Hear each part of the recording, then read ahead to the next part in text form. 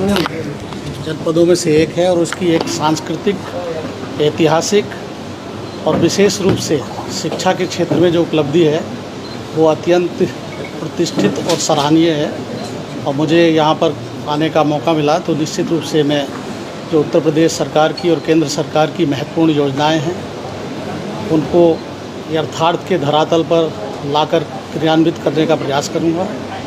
और इसमें जनता, जनप्रतिनिधि और इलेक्ट्रॉनिक और प्रिंट मीडिया और अपने सहयोगी अधिकारियों के सहयोग से सभी योजनाओं को ये प्रयास रहेगा कि उसको यथार्थ के धरातल पर एक अच्छे ढंग से क्रियान्वित किया जा सके। जन शिकायतों का निस्तारण, राजस्व वादों का निस्तारण ये मेरी प्राथमिकता है। और कृषि के क्षेत्र में मैं सदैव ये प्रयास करता हूं कि कृषि के क्षेत्र में, चूँकि हमारे किसान बंधु उससे जुड़े हुए हैं, तो उनसे जुड़ी हुई समस्त योजनाओं को बहुत ही मजबूती के साथ क्रियान्वित किया जाएगा। साथ ही जो सामाजिक सेक्टर की योजनाएं हैं, जिसमें जो हमारे बहुत ही पात्र व्यक्ति हैं जो आर्थिक रूप से समृद्ध नहीं हैं, उनके लिए जो योजनाएं हैं उस पर भी विशेष फोकस दिया जाएगा।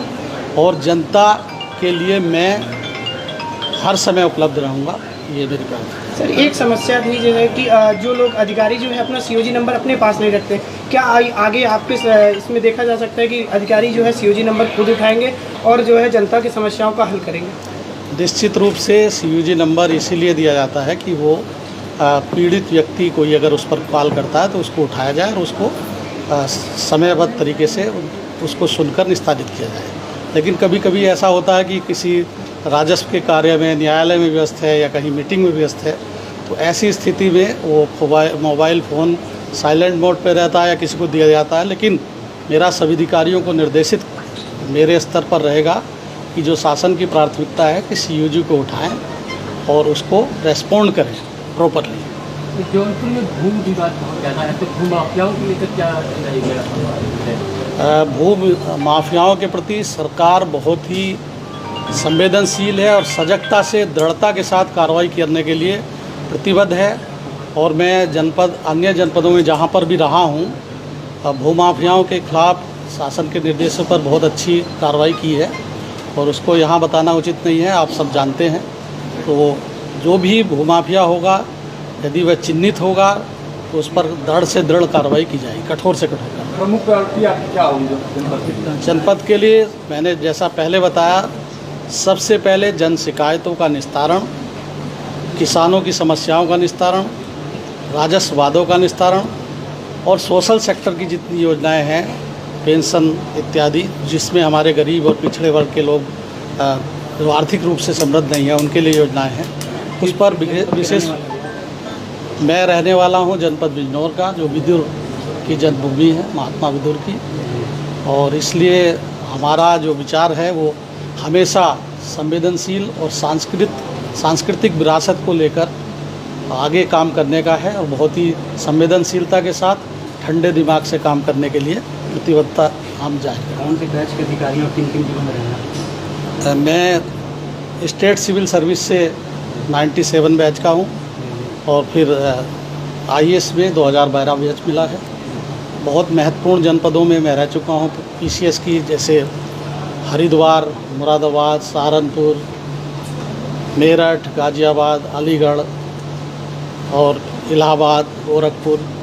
जिलाधिकारी के रूप में कानपुर देहात, बहराइच, सहारनपुर और ये चौथा। सिविल लाइन की समस्या यहाँ पे देखिए, अभी आए हैं, आपका फीडबैक लिया जाएगा, अधिकारियों से और जनप्रतिनिधिगण से समन्वय स्थापित किया जाएगा और बिना जनप्रतिनिधि के सहयोग से या जनता के सहयोग से या आप लोगों के फीडबैक के माध्यम से किसी भी समस्या को निस्तारित करने की दिशा में तभी सार्थक कदम उठ सकता है जब उसको हम गहराई तक जाने की उसका मूल कारण क्या है और कैसे उसका निस्तारण हो सकता है। वर्तमान में माननीय मुख्यमंत्री जी के नेतृत्व में जितनी भी योजनाएं हैं उस पर दृढ़ता से कार्यान्वित किया जाएगा उनको, और पात्र व्यक्तियों को लाभान्वित किया जाएगा। साथ ही सभी अधिकारी जो मुख्यालय पर शासन के निर्देश हैं कि मुख्यालय पर रहें, उसको सुनिश्चित किया जाएगा। यद्यपि मेरे जो पूर्वाधिकारी हैं रविंद्र जी, उन्होंने भी अच्छा काम यहाँ पर किया है और मैं उस कार्य को आगे बढ़ाने की कोशिश करूँगा। ठीक सर IGRS हो चाहे तहसील की जो थाना भी बिल्कुल कागजी फोरम पूरा लेगा, जनता जो परेशान होती है थाने पे आती है, तहसील पे आती है, सुनवाई नहीं होती, उसको कैसे टैकल करेंगे? देखिए, उसका एक मैकेनिज्म है।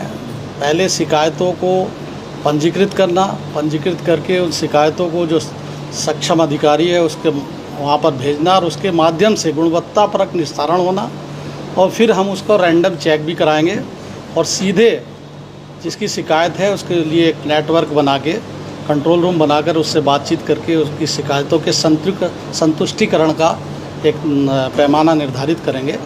यद्यपि आप जानते हैं कि राजस्व से जुड़ी हुई समस्याएं ऐसी होती है कि एक व्यक्ति जो पीड़ित होता है, जब उसको लाभ मिलता है तो वो संतुष्ट होता है, और जिसका ज़मीन इधर उधर होती है वो असंतुष्ट होता है।